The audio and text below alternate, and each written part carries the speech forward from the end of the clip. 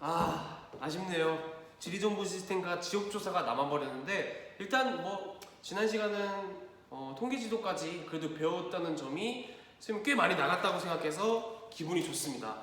자, 이제 결국 어쩔 수 없이 한국지리 4차 하시는 네 번째 강의 영상은 지리정보 시스템부터 배워야 될 것 같아요. 뭐 어쩔 수 없죠. 계산해보니까 거의 50분이 다 돼가더라고요. 미안합니다. 진도를 나가려면 어쩔 수가 없어. 수업을 들어주세요. 네. 30분대로 끊고 싶은데 그게 좀 힘드네. 자, 아무튼 일단 이번 단원을 일단 마무리 한번 해도록 하겠습니다. 자, 통계지도의 유형과 특징까지 했고 그 다음 지리정보 시스템 GIS에 대해서 알아보도록 하겠습니다. 자, 지리정보 시스템 GIS Geographic Information System. 자, 1번 의미. 다양한 지리정보를 수치화하여, 지리정보라면 공간정보, 속성정보, 관계정보 기억나죠? 그런 지리정보를 수치화해서 그 수치하면 XY 좌표 뭐 그런 값 아니면 뭐 이런 인구수 그런 수치 있지? 그런 것들을 컴퓨터에 입력을 해. 그래서 저장이 되겠지. 근데 그런 저장한 것을 그냥 냅둬? 아니지. 다양한 사용 목적에 따라서 가공, 분석, 처리하여 표현하는 종합정보 시스템입니다. 자, 계속 읽어볼게요. 장점 및 활용. 자, 지리정보 시스템이 여러분 정말 어려운 거예요. 네. 정말 어려운 건데 지리정보 시스템은 선생님도 대학교에서 한번 배웠을 때 정말 어려웠던 점이 뭐 용어도 되게 어렵고 굉장히 뭐 어떻게 무슨 중첩 분석, 네트워크 분석, 지역 분석 되게 할 게 되게 많았어요. 근데 여러분은 다행입니다. 중첩 분석 하나만 보면 돼요. 그래서 한번 살펴볼게요. 자, 중첩 분석 등을 활용해요. 복잡한 지리정보를 신속하게 처리 또는 최적의 입지나 경로 선정, 국토 및 환경 재해 관리 등에 활용할 수가 있습니다. 실제로 우리나라에서 정책적으로 국가에서 많이 이용하고 있습니다. 사기업들도 많이 이용하고 있고. 자, 그런 것들을 어떻게 이용하고 있냐 보겠습니다. 네, 방금 선생님이랑 같이 이야기한 게 이거고요. 다음. 자, 이게 중첩 분석이에요. 중첩 분석. 자, 중첩 분석. 자, 어떻게 분석하고 있냐? 자, 경사도를 나타낸 지도, 고도를 나타낸 지도, 인구수를 나타낸 지도, 토지 이용을 나타낸 지도, 이런 각각의 지리 정보가 있는 그 레이어라고 하거든요. 층들이 있겠죠. 그것들을 다 중첩하면은 뭔가 하나가 도출되지 않을까? 자, 하나의 예시를 들어보겠습니다. 예를 들어서 선생님이 마카롱집을 내고 싶어. 마카롱집 하나를 선생님이 개업하고 싶어. 근데 마카롱집을 어디다가 입지시키면 좋을까 생각을 하게 되겠죠. 마카롱은 주로 10대, 20대 분들이 먹고, 그리고 도로가 있으면 좀 더 사람들이 왔다 갔다 하면서 볼 수 있으니까, 즉 그 접근성이 좋으니까 더 잘 팔릴 것 같고, 주변에 아파트 단지도 있으면 좀 더 잘 팔리지 않을까? 그 정도 생각할 수 있겠죠. 그래서 어떤 지역에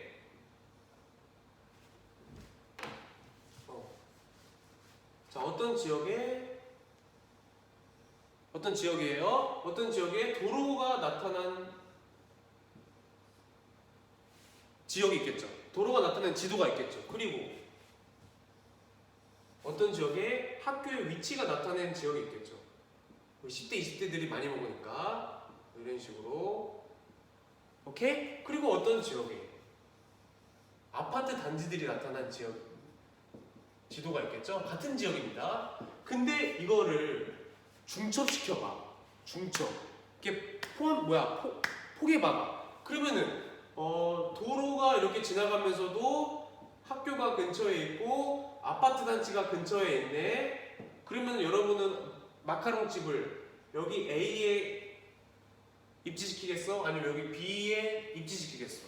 당연히 도로의 중심에 있고 학교가 근처에 있으면서 아파트 단지가 있는 A에 입지시키지 않겠어? 이게 바로 중첩 분석이에요.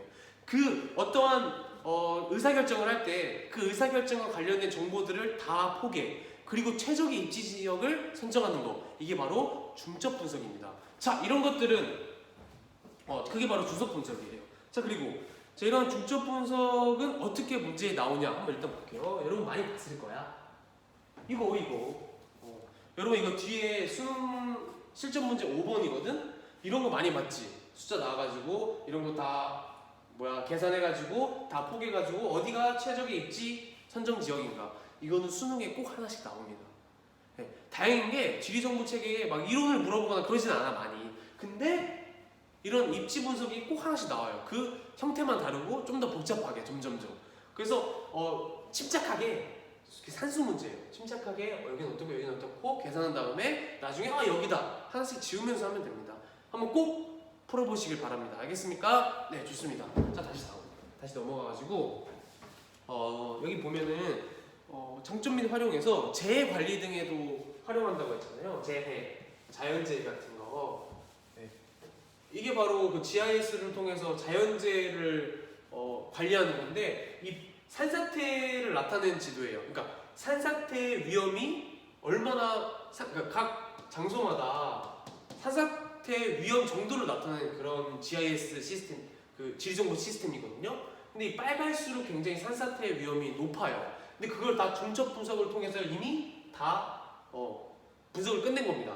그래서 여기가 위험하니까 산사태가 일어날 일이 높은 호우 기간이거나, 그러니까 비가 많이 오는 기간 또는 태풍이 오는 기간에 여기를 좀 더 관리를 좀 잘해야겠죠.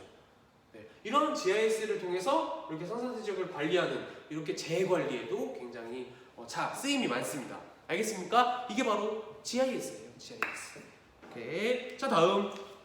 자, 마지막 7번 지역 조사에 대해서 한번 알아보도록 하겠습니다. 지역 조사가 뭐겠어? 어떤 지역이 있으면 그 지역의 어떤 목적을 가지고 조사를 하는 것을 말하겠죠. 한번 읽어보겠습니다. 지역 조사의 의미. 어떤 지역이나 장소를 이해하거나 문제점을 파악하여 해결하기 위해 지역에 대한 정보를 수집, 분석, 종합하여 지역성을 파악하는 활동. 즉, 어떤 목적을 가지고, 예를 들어서 또 바로 산사태로 갈까? 어떤 지역에 산사태가 많이 일어나는데 그런 문제점이 있어. 그러면 산사태가 많이 일어나는 이유를 알아야 될 거 아니야? 그래서 그 지역을 조사하기 시작합니다. 그 이유를 알았으면 해결 방안이 나오겠지. 해결 방안까지. 그런 해결 방안을 도출하기 위해서 조사를 시작하는 겁니다. 이게 바로 지역 조사예요. 알겠습니까? 자, 그래서 이런 지역 조사의 방법과 절차에 대해서 일단 읽어볼게요. 읽어볼게. 자, 처음에 무엇을 먼저 해야겠어?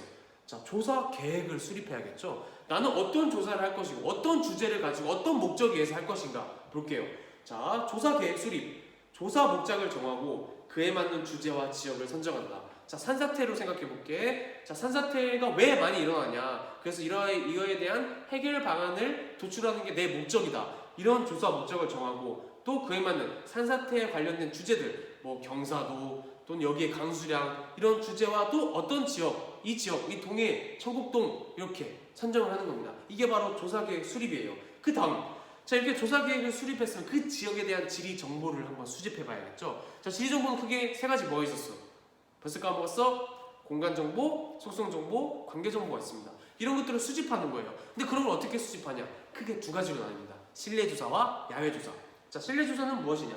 이 실내에서 뭐 도서관이나 어떤 문헌을 통해서 또는 인터넷을 통해서 지도, 문헌, 인터넷 등을 통해 지리 정보를 수집하는 겁니다. 그래서 이런 수집한 것을 바탕으로 나가서 또 답사를 해봐야 될 거 아니야? 즉 야외 조사를 준비하는 단계까지, 그게 바로 실내 조사입니다. 그 다음에 야외 조사가 무엇이냐? 조사 지역, 예를 들어서 산사태를 위한 청곡동에 직접 방문해서 관찰하거나 또는 측정해보거나, 경사도 측정해보고 여기 얼마나 경사가 높나, 경사가 높을수록 당연히 경사도가 가파를수록 산사태가 더 잘 일어나겠죠. 이런 것들을 한번 보고 또 설문을 해봐요. 뭐 거기에 사는 주민들한테 산사태는 언제 많이 일어납니까? 좀 더 사실적인 그런 답변을 드릴 수가 있겠죠. 책에서 못 보는. 그 다음에 그리고 뭐 촬영, 직접 촬영해봐 그 지역에 대해서. 이런 것들을 통해서 다양한 지리 정보를 수집할 수가 있겠죠. 이게 바로 야외 조사예요. 그렇다면 이러한 지리 정보를 수집했으면은 분석을 해야겠죠. 그 수집한 거 그냥 냅둘 거야? 아니지. 분석을 해가지고 표현을 해야겠죠. 그래서 지리 정보 분석. 수집한 지리 정보를 분석한 후 통계지도, 뭐 전묘도, 단계 구분도, 뭐 그런 거, 뭐 유선도, 그런 통계지도로 또는 그래프. 아까 뭐 저번 시간에 했던 뭐 양구군의 인구수, 노인수 그런 거 있죠? 그 표로 나타낼 수도 있고 아니면 그래프로 나타낼 수도 있고, 이렇게 다양하게 표현할 수가 있습니다. 분석을 한 다음에.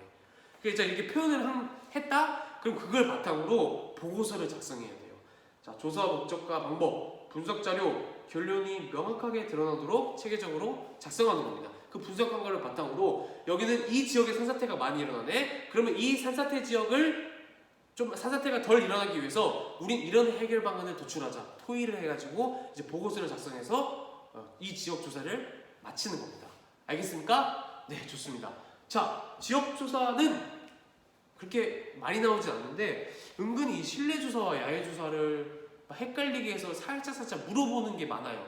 그래서 실내 조사는 무엇이고 야외 조사는 무엇이고 그리고 그 절차 정도는 그래도 알아두는 게 좋습니다.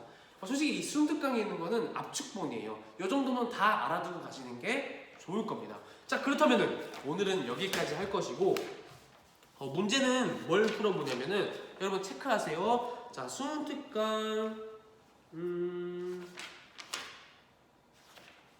아니다. 아니에요. 공지사항으로 알려주도록 하겠습니다. 왜냐면 오늘 같은 날이지만 차시가 다르지. 공지사항으로 알려주겠습니다. 자, 그렇다면은 다음 시간에는 한반도의 형성과 산지 지형에 대해서 배우도록 하겠습니다. 우리 한반도는 어떻게 구성되어 있냐부터 먼저 볼 거예요. 자, 우리 생물 시간에 배웠지? 작년에 우리 인간의 몸 어떻게 구성되어 있다 했더라? 탄단지, 탄수화물, 단백질, 지방 그 외에 여러 가지 쭉 있지. 우리 한반도는 과연 어떻게 구성되어 있을까? 어디는 무슨 암석, 어디는 무슨 암석, 어디는 무슨 암석. 그 암석들이 다 다르겠죠. 그리고 그 암석들은 형성된 시기가 다르겠죠. 그거에 대해서 한번 알아보도록 하겠습니다. 그리고 가능하다면 그것이 형성된 과정까지 한번 알아보도록 하겠습니다. 다음 주부터 본격적인 자연지리가 시작돼요. 재밌을 겁니다. 자, 그렇다면 오늘은 여기까지 하겠습니다. 수고하셨습니다.